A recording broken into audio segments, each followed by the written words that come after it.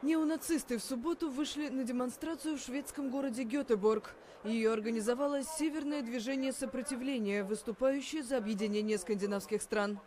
По данным местных изданий, в шествии принимали участие около 800 человек. Во время акции начались столкновения между ультраправыми и антифашистами, рассказывает пресс-секретарь полиции Ханс Липпенс. Мы пытались утихомирить все стороны, задействуя легальные методы и разработанные для таких случаев сценарии.